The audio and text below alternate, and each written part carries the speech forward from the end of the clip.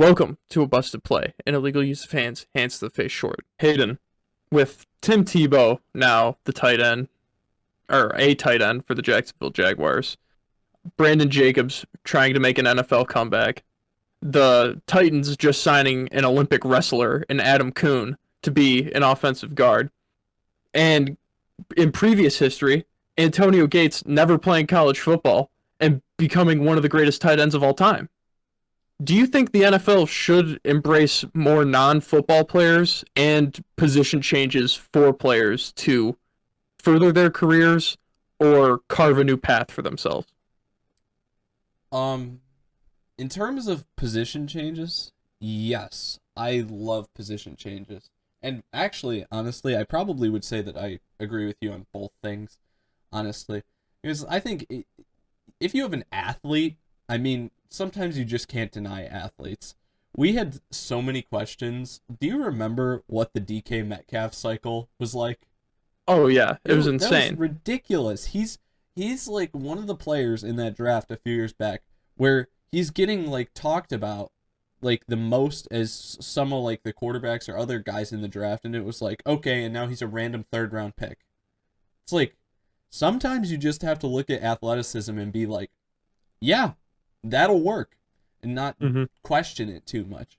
In terms of like going outside of the league for strange places to pull from, I definitely think they should do more of it. But sometimes I don't understand like why teams give up on people so early. Uh, the one I remember back to a few years ago was this was more than a few years ago actually. The 49ers had a guy named Jared Hayne, and Mm-hmm. he Yep. he was from either rugby or Australian football. I think he was Australia. rugby. He was. I think he was Australian football or rugby in Australia. I know he's from Australia. Okay. So, yeah, he was interesting cuz it seemed like he had a preseason that made him look like college Christian McCaffrey. Like that's how Mm-hmm. his preseason went. And then the Niners just cut him. The Niners were just like, "We're good. We don't want you." And it was like, whoa, that guy just made those plays and now he doesn't even get a chance. It was like he was actually producing the few times that he touched the ball in the preseason. Then the Bills are another example of it where we got like two guys kind of on our roster now that are from the UK, I guess. And but one of them hasn't really touched the field much in the 2 years that he's been with the team. And that's kind of Mm-hmm. strange. I just like to say that at least if you're going to give the guy a shot, don't just give him a shot in training camp. Like, you got to actually let him out on the field for some games.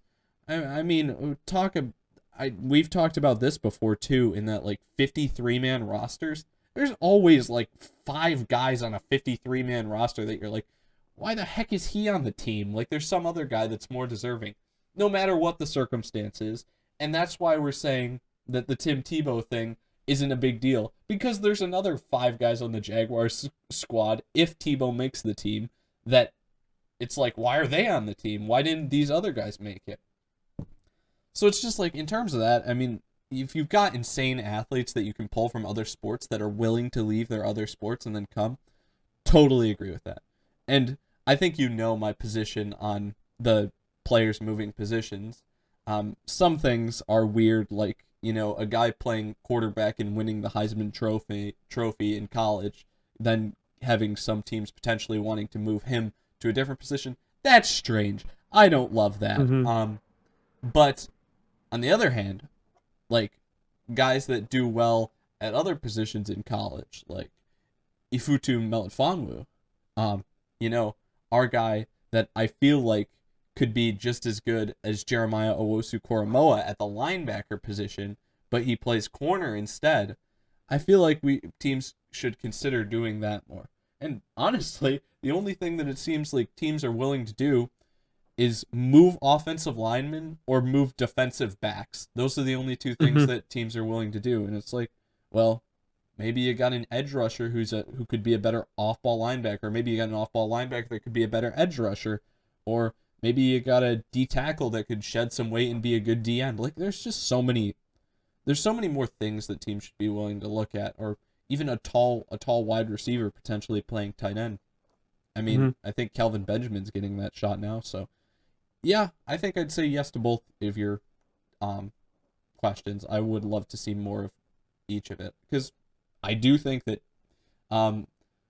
oftentimes we see a lot of teams come out of nowhere. It's like, why are they successful? It's because they innovated, and innovation can come in many ways.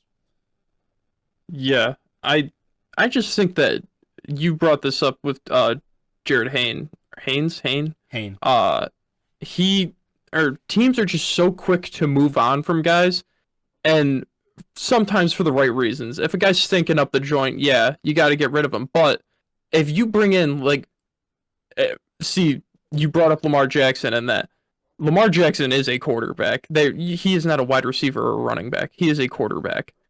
But if Lamar Jackson came into the league and stunk the joint up, you shouldn't just cut him and be like, well, we missed on that. You should like sit down with him, have a conversation, be like, where do you think you would work best in this offense then? What can we do to help you? What can you do to help us? Yeah. Just anything. You want to talk about athleticism? That guy could play corner. If he wasn't playing quarterback. Yeah.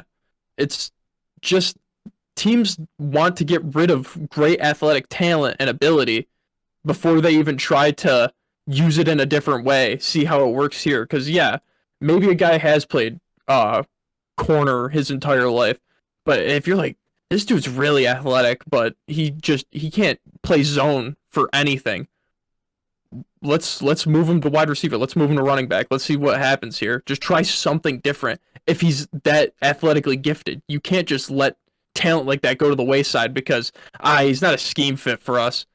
We got a new coach here. He doesn't really like this, so we're just gonna cut him, and then he never gets another chance again because it's like, oh, well, this team cut him, so he's tainted goods. So we don't really want to.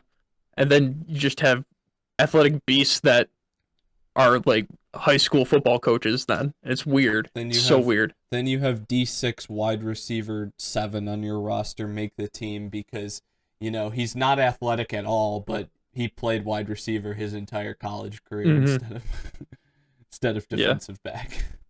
Yeah, he has a 5% catch rate, but he played wide receiver all throughout high school and college. No doubt there. Doesn't make any sense. All set? Yeah, we can cut it here.